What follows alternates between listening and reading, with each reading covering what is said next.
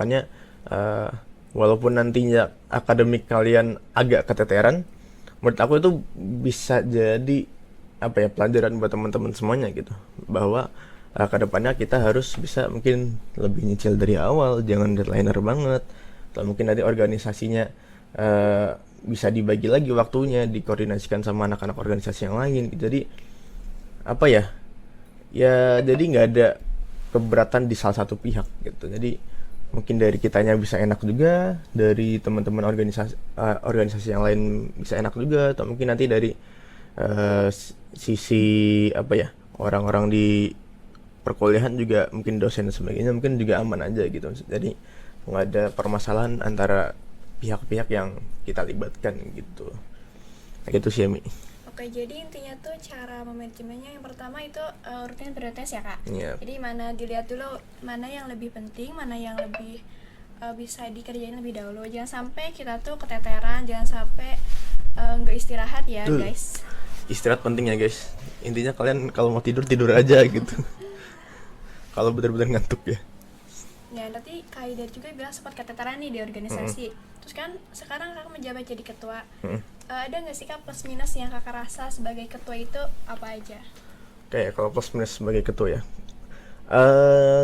Sebenarnya mungkin kalau teman-teman, ini disclaimer dulu ya. Mungkin nggak semua ketua itu tugasnya berat ya teman-teman. Kecuali kalau ketuanya emang gendong organisasinya tuh baru berat ya gitu. Nah tapi kalau misalkan kita lihat dari segi apa ya, keseluruhan sebenarnya atau generalnya lah, ketua itu bukan suatu hal yang menurutku repot, enggak, atau mungkin membebankan banget, enggak gitu. Karena sebenarnya tugas ketua, mungkin teman-teman yang pernah jadi ketua mungkin cukup merasakan gitu ya. Kalau misalkan ketua itu lebih ke bertanggung jawab atas seluruh kegiatan di organisasinya. Nah, cukup dengan kata bertanggung jawab itu menurutku bukan hal yang harus apa ya, maksudnya ketua itu bukan seseorang yang harus mengeksekusi eh, semua pekerjaan di organisasinya gitu. Jadi kita lebih sering kepada mungkin mengawasi, memonitoring kegiatan-kegiatan di organisasi itu kayak gimana gitu loh. Jadi mungkin kalau misalkan dilihat dari tugasnya sendiri yang aku rasakan gitu ya, ya sebenarnya nggak berat gitu loh, nggak yang berat banget gitu. Apalagi sekarang aku udah mahasiswa, maksudnya di segi tugas apa, di segi akademiknya aku udah nggak yang terlalu banyak tugas gitu kan. Jadi apa ya, mungkin biasanya lebih kepada meluangkan waktu kalian buat memberikan perhatian ke orang-orang di sekitar kalian, atau mungkin orang-orang di organisasi kalian gitu. Contoh nih, misalkan Emi sekarang lagi ada podcast di hari ini gitu kan. Nah, jadi ya mungkin kalau misalkan di sini aku nggak sebagai apa narasumber dan sebagainya, mungkin aku bakal ikut datang ke sini aja, ikut datang ke orang podcast sama teman-teman yang lain buat ibaratkan memastikan kegiatannya itu benar-benar lancar, benar-benar jalan gitu. Dan at least di sini kan tugasnya ketua kan mengarahkan ya, mengarahkan juga.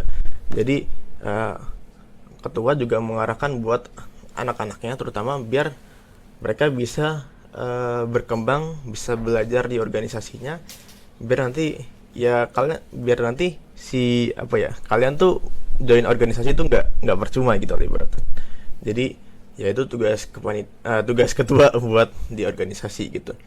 Jadi selama ini aku jabat, menurut aku nggak berat ya, maksudnya ya mungkin aku harus kesana kesini ya itu emang tugasnya kayak gitu. Cuma untuk misalkan kayak nyelenggarain sesuatu itu enggak gitu. Jadi lebih mungkin waktunya aja diluangin gitu, waktunya diluangin, terus sama perhatiannya lebih diperbesar lagi gitu. Jadi biar apa ya, kalian semua nih terutama pengurus-pengurusnya tuh bisa apa ya, ya bisa mungkin berkembang dengan baik atau bisa belajar dengan baik di organisasinya gitu. Dan apa ya, mungkin karena di tahun ini agak ada banyak sedikit masalah gitu ya, mungkin yang di luar dugaan gitu. Dan mungkin eh koordinasinya nggak langsung sama pengurus gitu. Jadi kan aku juga lebih ke eksternal ya teman-teman. Jadi ketua lebih ke eksternal, hubungan eksternal. Jadi kadang aku berhubungan sama mungkin dari BEM-nya, presiden BEM-nya, atau mungkin dari ketua-ketua hima dan sebagainya, ketua KM juga, buat ibaratkan mengurus hal-hal yang terjadi di FMIPA ini terutama gitu. Karena menurut aku FMIPA itu emang udah apa ya, dari segi kelembaganya udah bagus gitu aja sih. Jadi dan mungkin di tahun ini terutama kayak ada mungkin agak cukup banyak apa ya, permasalahan mungkin dari pihak birokrasi kampus dan sebagainya. Jadi untuk tahun ini aku juga sebenarnya nggak cukup, ekspektasiku ternyata nggak yang kayak sebelumnya gitu. Karena sebelumnya aku ekspektasi buat DLM ya nggak yang seribet sekarang, maksudnya nggak yang harus mondar-mandir sekarang gitu.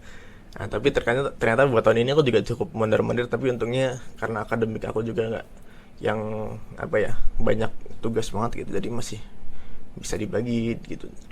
Jadi itu sebenarnya insidental aja teman-teman, kalau misalkan ada suatu masalah dan sebagainya. Intinya paling kalian harus muter otak aja sih kali gitu. Kalau jadi ketua, muter otak sama paling muter-muter jalan-jalan kemana-mana gitu. Gitu aja sih Mi. Oke, terakhir nih, kasih tips dong Kak buat mahasiswa MIPA yang mau gabung di DLM nih, biar nggak salah pilih komisi gitu Kak. Oke, mungkin tips buat teman-teman semuanya ya, yang mungkin mau join DLM. Jadi ini aku tekanin dulu di awal ya, DLM itu bukan, mungkin DLM itu sama aja kayak organisasi yang lain teman-teman.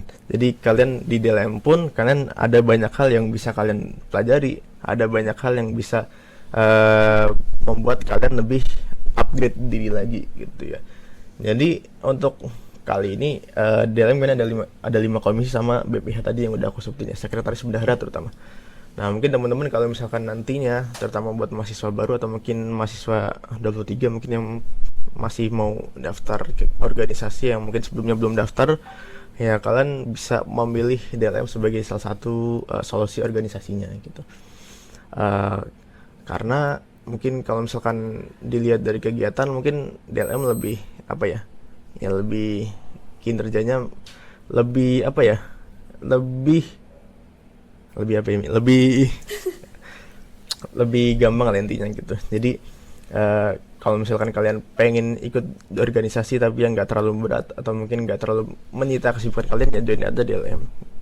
Ini buat branding aja nih, buat branding aja sebenarnya gitu. Jadi di antara komisi-komisi yang ada nih, kalau dari aku ya intinya sebenarnya kan kalau aku lihat ya, dari 3 komisi utama tadi sama internal eksternal, mungkin kalau 3 yang ini itu sebenarnya bukan hal yang apa ya, passionate banget gitu. Maksudnya kalian gak harus yang bener-bener bidangnya di situ buat daftar ke itu, enggak gitu. Sedangkan kalau internal kan mungkin, internal eksternal mungkin bisa kelihatan ya, mungkin eksternal yang jago sosialisasi atau mungkin jago apa editing gitu kan masih bisa eksternal, atau mungkin internal yang mungkin apa orang-orangnya lebih fokus kepada pendekatan antar pengurus dan sebagainya, itu kan bisa jadi internal juga.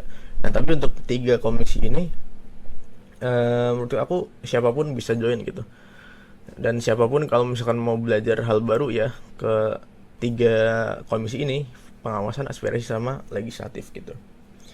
Intinya aku nggak ada tips apa-apa ya, maksudnya buat kalian join gitu. Intinya kalian untuk join DLM ini kalian benar-benar mau atas kemauan diri kalian sendiri dan pengen belajar hal baru gitu, hal baru. Tapi ya jangan ekspektasi lebih lah, maksudnya jangan ekspektasi kalian ntar bakal diajak mungkin buat olahraga bareng ya, mungkin itu ntar biar proker internal sendiri yang ngadain gitu ya. Cuma jangan ekspektasi terlalu tinggi lah, maksudnya buat kalian belajar hal baru dari DLM. Intinya kalau misalkan kalian pengen belajar hal baru terkait mungkin hal-hal di DLM itu kayak gimana, atau mungkin hal-hal terkait di FMIPA itu kayak gimana, itu kalian bisa banget buat join ke 3 komisi yang ada tadi, kayak pengawasan, aspirasi sama legislatif gitu. Kalau kan butuh internal sama eksternal pun nggak masalah, atau mungkin sekretaris bendahara juga nggak masalah. Intinya kalian pengen belajar aja gitu. Jadi kemanapun kalian nanti diterima ya pasti itu bakal baik buat kalian gitu sih. Gitu. Wah, menarik banget gak sih guys pembahasan kita kali ini. Kita tuh tadi dapat berbagai banyak informasi. Yang pertama ada DLM itu apa, komisi yang ada di DLM itu apa, sama tugas-tugasnya itu apa aja. Terus juga kita dikasih tahu nih cara manajemen waktu yang baik di lingkungan kita. Oke, aku ucapin terima kasih kepada Kak Haidar yang udah meluangkan waktunya dan Sama-sama, bagi banyak Emi. informasi yang sangat berguna ya bagi kita semua. Semoga ya, amin ya. Nah, semoga diskusi kita ini memberi pemahaman lebih tentang peran penting DLM. Mungkin cukup sekian podcast Inside DLM pada hari ini. Sampai jumpa di podcast Inside DLM selanjutnya. Dadah teman-teman. Thank you. Semoga bermanfaat.